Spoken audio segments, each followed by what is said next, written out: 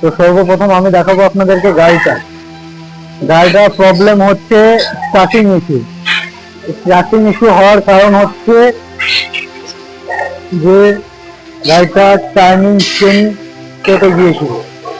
Turning চেনটা কেটে যাওয়ার কারণে গাড়িটা স্টার্ট নিচ্ছিল না এবং গাড়িটার মেন টার্নিং চেন কাটার কারণে ফল্ট এসেছিল ইঞ্জিনে।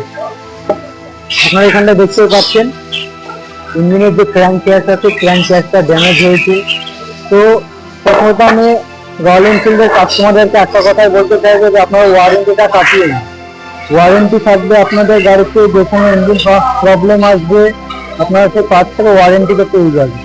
যেমন কি ওই গাড়িটাতে বলে দিই, কাস্টমার এসেছিল ওয়ারেন্টি প্রবলেম, কাস্টমার এসেছিল স্টার্টিং ইস্যু নিয়ে। স্টার্টিং ইস্যুতে ধরা পড়ে আমাদের টার্নিং চেনটা কেটে গিয়েছে এবং তারপরে দেখা যায় যে ক্র্যাঙ্কেজটা ড্যামেজ, যার কারণে আমরা কোম্পানির কাছে এটাকে মেল করেছি যে এই কন্ডিশন হয়েছে, গাড়িটাতে এই ড্যামেজটা হয়েছে, এটা ওয়ারেন্টিতে কোম্পানি দিয়ে দিয়েছে। এবং এই গাড়িটার ওয়ারেন্টি কাটানো রেখেছিল, কাটিয়ে রেখেছিল কাস্টমার 7 বছরের, যার কারণে এটা কাস্টমার খুবই সুন্দর, কোনো প্রবলেম ইস্যু ছাড়াই ওয়ারেন্টিতে পেয়ে গিয়েছে।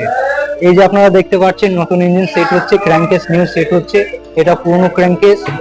এই ড্যামেজটার জন্য শুধুমাত্র এইটুকুর জন্য কোম্পানি নিউ ক্র্যাঙ্কেস দিয়ে দিয়েছে। তো একটা কথাই বলবো, আপনারা ওয়ারেন্টিটা কাটিয়ে নিন। 7 বছর ম্যাক্সিমাম ওয়ারেন্টি বাড়ানো যায়।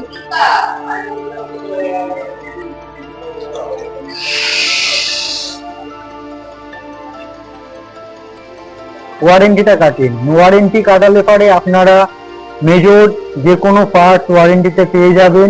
যেমন ইঞ্জিনের থেকে ক্র্যাঙ্কেস পাবেন, হেড পাবেন, সিলিন্ডার পাবেন এবং আরো অন্যান্য জিনিস পাবেন যেগুলো আপনারা ওয়ারেন্টিতে পেয়ে যাবেন। তো আমি বলবো ওয়ারেন্টিটা আপনারা কাটিয়ে নিন, 5 বছর অথবা 7 বছরে যেটা হয় সেটা আপনারা করুন।